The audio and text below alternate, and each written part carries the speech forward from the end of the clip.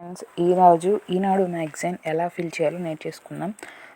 పోయిన వీక్ కూడా చేశాను. అలాగే ఈ వీడియో కూడా చూసి ఎలా తెలుగుని ఇంప్రూవ్ చేసుకోవాలి, తెలుగులో పదాలు ఎలా డెవలప్ చేసుకోవాలనే విషయాన్ని మనం ఈరోజు ఈనాడు మ్యాగజైన్ ద్వారా నేర్చుకుందాం. ఫస్ట్, ఈ పద వినోదం అనేది చాలా ఇంప్రూవ్ అవుతుందండి. మన తెలుగు లాంగ్వేజ్ అనేది చాలా అవసరం తెలుగు భాషని కాపాడుకోవడానికి, కానీ తెలుగులో బాగా మంచి నాలెడ్జ్ సంపాదించుకోవడానికి. ఫస్ట్ వన్ ఇక్కడ చూస్తే ఆధారాలు ఉన్నాయి, వాటి అడ్డం నిలువు అవి చూసుకొని మనం ఆ గళ్ళని ఫిల్ చేయాల్సి ఉంటుంది. ఫస్ట్ అడ్డం ఒకటి ఏముందంటే పాటను ఇముడ్చుకున్న నేర్పరితనం. అంటే మనం రాసే అర్థంలో పాట అనే పదము రావాలి, నేర్పరితనం అనే అర్థము రావాలి. ఒకటి అడ్డము, ఆ 3 అక్షరాలతో ఆ కొత్త పదం అనేది రాయాలి. సరే, ఒకటి నిలువు ఉందో ఏముందో చూసుకుందాం. అలాగే 2 నిలువు ఏముందో కూడా చూసుకోవాలి ఈ ఒకటి రాసేటప్పుడు. ఓకేనా? ఒకటి నిలువు ఏముందనంటే క్షీరం. క్షీరం అంటే పాలు. సో పాట అంటే పాటవం అని వస్తుంది, ఇక్కడ పాలు అని వస్తుంది అర్థం. సరే, సో ఇక్కడ పాటవం రాశాను, పాలు రాశాను. 7 అడ్డం ఏముంది అని అంటే చెయ్యి అని ఉంది. సో 2 అక్షరాలతో చెయ్యి అని రావాలి, 2 అక్షరం లు వస్తుంది. 7 నిలువు ఏముందనంటే జెండా అని ఉంది, అది 3 అక్షరాలు రావాలి. సో 15 కూడా చూసుకోవాలి. ఇక్కడ జెండా అని ఉంది కదా, జెండా అనేది 3 అక్షరాల్లో రావాలి. ఓకే, కేతనం కేలు సరిపోతుందిలే. సో కేతనం ఇక్కడ రాస్తాము, కానీ నంతో 15 సరిపోతుందో లేదో కూడా చూసుకోవాలి. జెండా అంటే కేతనం, 15 అడ్డము తనయుడు. ఓకే, నందుడు అని వస్తుంది, నందనుడు, అలా ఏదైనా రావచ్చు. సో కేతనం అయితే కరెక్టే అని నాకు అనిపించింది, సో రాసేస్తున్నాను నేను కేతనం అనేది. కేతనం, కేతనం అంటే జెండా. ఓకేనా? ఓకే, 15 అడ్డము నందనుడు. ఓకేనా? 15 అడ్డం నందనుడు.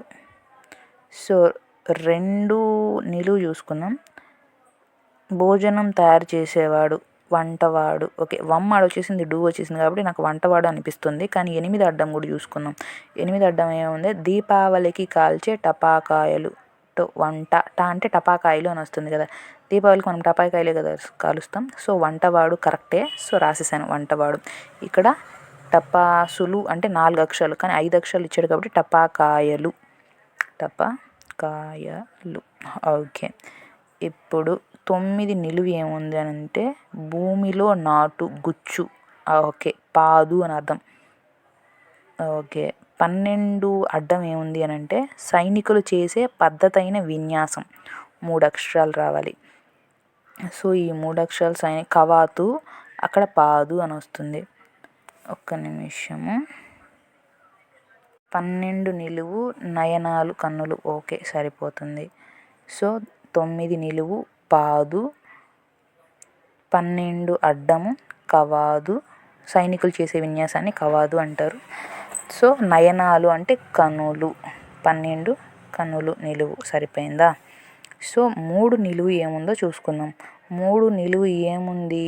తెలుగు వ్యాక్సిన్. వ్యాక్సిన్ టీకా, COVID-19 వ్యాక్సిన్ అందరు వేసుకున్నారు కదా, సో టీకా.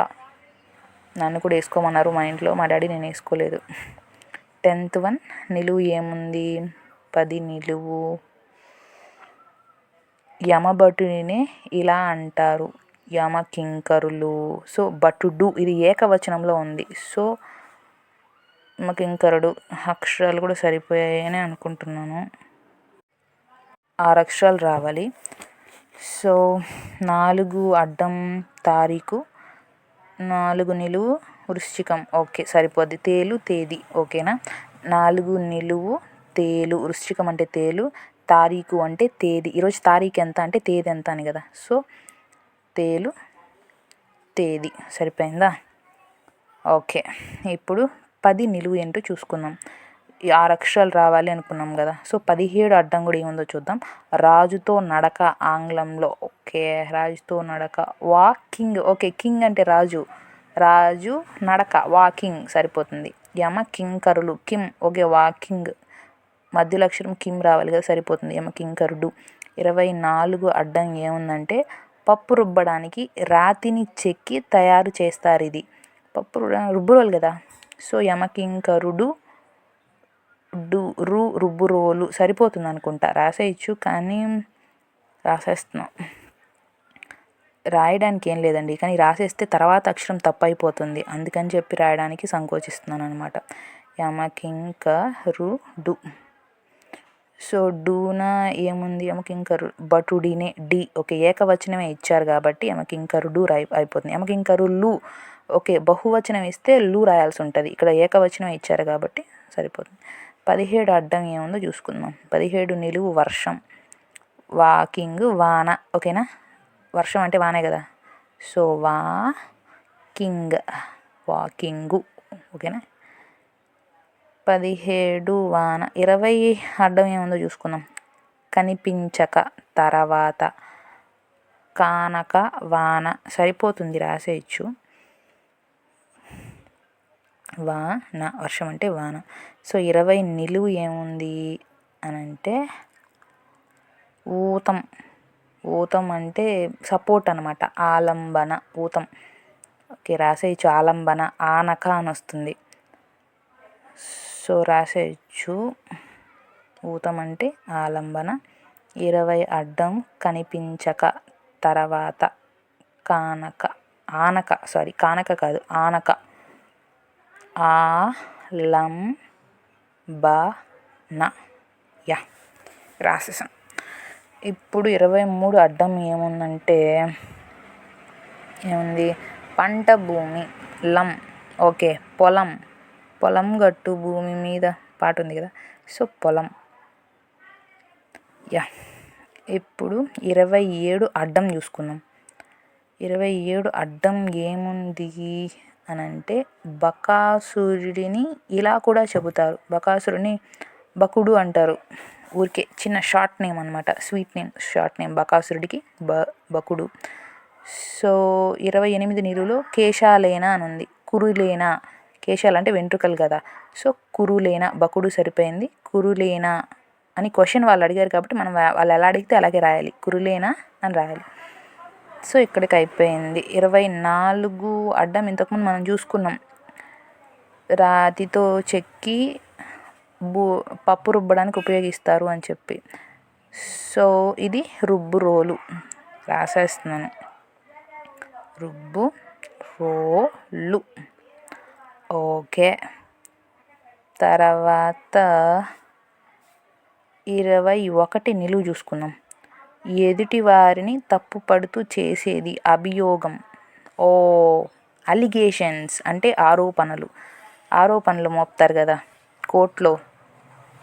యువర్ ఆనర్, నేను అది చేయలేదు యువర్ ఆనర్ అని మనం చెప్పుకుంటాం కదా. సో ఆరోపణలు, ఎదుటి వాళ్ళు మన మీద మోపేటివి ఆరోపణలు. 21 అడ్డం ఏముందో చూసుకుందామా ఒకసారి. 21 అడ్డం కాపాడు. ఆతో రావాలి. నిలువు అడ్డాలన్నీ చూసుకోండి. ఆదుకో అని వస్తుందేమో. 18 నిలువు ఏముంది, తరంగిణులు, జురులు. తరంగిణి అంటే ఏంటి, ప్రవహించేది నది. తరంగాలు అంటే అలలు కదా. తరంగిణులు అంటే నదులు అని వస్తుంది. Okay, correct. ఆదుకో నదులు. ఆదుకో నదులు. 18 నిలువు నదులు. తరంగిణులు అంటే ప్రవహించేవి నదులు. రాస్తే సరిపోతుంది. ఓకే. ఇప్పుడు 18 అడ్డం ఏముంది, పాకశాస్త్ర ప్రవీణుడిగా ప్రసిద్ధి చెందిన చక్రవర్తి. ఎవరు చెప్పండి. నలుడు. నలభీమ పాకం అంటారు. అంటే ఆయనకి పాకశాస్త్రంలో ప్రావీణ్యం ఉంది అని. మాకు తెలుసు కదా నలుడు, పంచపాండవుల్లో ఒక్కరు నలుడు. ఓకే. 6 నిలువు తరువాతి రోజు. ఓకే, మరునాడు. 14 అడ్డము 5 అడ్డం చూసుకోవాలి. 5 అడ్డం చెమ్మ, తేమ అని వస్తుంది. 14 అడ్డము పల్లకి, మేనా అని వస్తుంది. ఓకే, సరిపోతుంది అనుకుంటా. 14 నిలువు ఏముందో చూద్దాం. నిద్రచాలిక, స్పృహలోకి రా, మేలుకో. మేలుకో, మేన, మరునాడు, తేమ. ఓకే, రాసేయచ్చు, సరిపోతుంది. 5 చెమ్మ అంటే తేమ. మరుసటి రోజు, తరువాతి రోజు అంటే మరునాడు. యా, పల్లకి అంటే మేనా, నిద్రలో నుంచి బయటికి రావడం మేలుకో. ఓకేనా, సరిపోయింది. తర్వాత ఏం తీసుకుందాం, 32 చూద్దాం. 32 అడ్డం, నెమ్మదితనం, వినయం. అణ వచ్చింది కాబట్టి అణకువ. యా, అణకువ రావచ్చు. 4 అక్షరాలు అణకువ. 32 నిలువు కూడా చూద్దాం ఏముందో. 32 కినుక వహించు. కినుక అంటే అలగడం అండి, అలగడం అణకువ సరిపోతుంది. ఓకే, రాసేస్తాం. కినుక వహించు అంటే అలుగు అని అర్థం. ఆ నా కు వ, అనకువ. అణిగి మణిగి ఉంటారు కదా, సో అనకువగా ఉన్నారు అని. అలుగు. యా, 35 అడ్డం ఏముంది, ఉత్తరాలు, లేఖలు, లెటర్స్. లేఖ ఇప్పుడు రాయట్లేదు, ముందు పూర్వకాలంలో అంతా లేఖలే రాసేవాళ్ళు, ఎక్కువ ఉత్తరాలు రాసేవాళ్ళు. 40 అడ్డం ఏముంది, ఒక గ్రహం.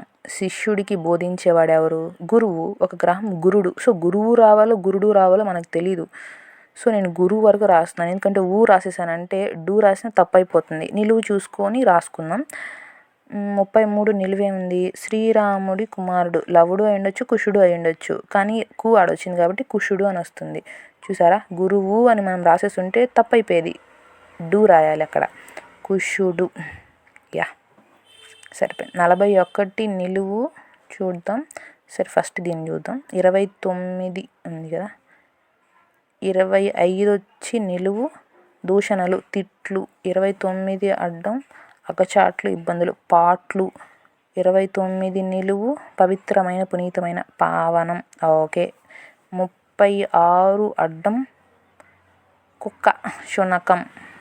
ఓకే, సరిపోతుందని అనుకుంటున్నాను. 25 తిట్లు రాసేసాను. దూషణలు అంటే తిట్లు. సో 29 నిలువ అడ్డం వచ్చేసి తిట్లు, పాట్లు అని వస్తుంది. సో పాట్లు. 29 నిలువు, 36 అడ్డం, శునకం, పావన అని వస్తుంది, శునకం. 37 నిలువు, బంతి, కందకం అని వస్తుంది. 45 అడ్డం, డబ్బు, పైకం అని వస్తుంది. 45 పిత్తం వల్ల కలిగే వ్యాధి లక్షణం కదా, పైత్యం. ఓకే, పైత్యం చేసింది అంటారు కదా, సో కందకం, కందుకం, సారీ కందకం కాదు, కందకం అంటే ముళ్ళు, కందుకం అని రాయాలి. 45 డబ్బు అంటే పైకం. యా, అది పైత్యం. పైత్యం చేసింది అంటారు కదా, సో పైత్యం. సరిపోయిందా. 48 అడ్డం, మేలిముత్యం. మేలిముత్యం అంటే ఆణిముత్యం అని రావచ్చు.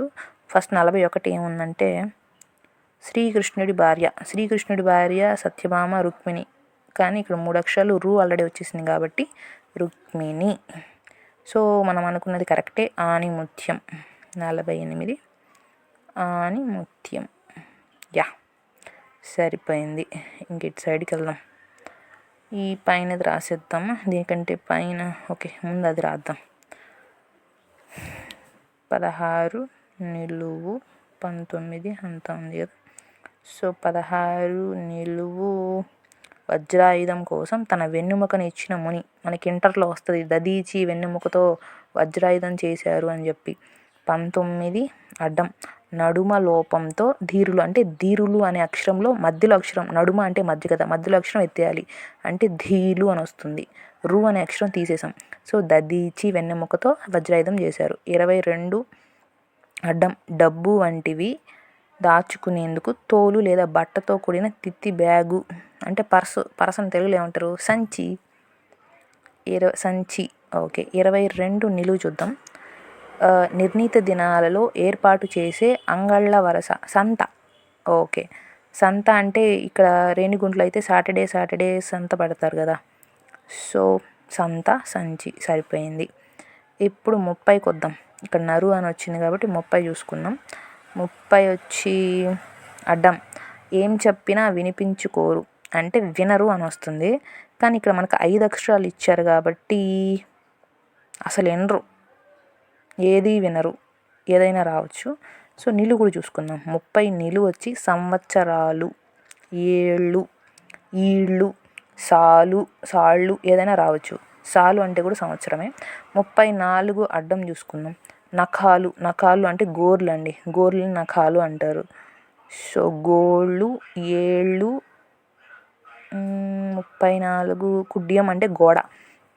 ఓకే, ఇదైతే కరెక్టే అనుకుంటున్నా. ఇది రాసేస్తున్నాను. ఏది వినరు అని అనుకుంటున్నాను. ఓకే,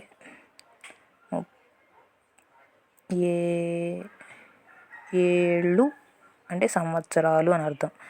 ఇక్కడ గోళ్ళు నఖాలు అంటే గోళ్ళు, కుడ్యం అంటే గోడ. సరిపోయిందా? గోడు కాదు, సారీ, గోడ. డూరస్ సర్లే, కొడితే బాగోదు. 26 నిలువు ఏముంది అని అంటే దీది అంటే అక్క. 30 వచ్చి సో దీది అంటే అక్క అయిపోయింది. 31 నిలువు ఏంటంటే అసెంబ్లీనే ఇలాగ అంటారు అని ఉంది. అసెంబ్లీని అంటే విధానసభ, విధాన పరిషత్ అని 2 ఉంటాయి అన్నమాట మనకు స్టేట్లో. సో విధానసభ. తర్వాత 38 అడ్డం. కొనుగోలు చేయలేనా అంటే కొనలేనా, కొనుగోలు అంటే కొనడం కదా.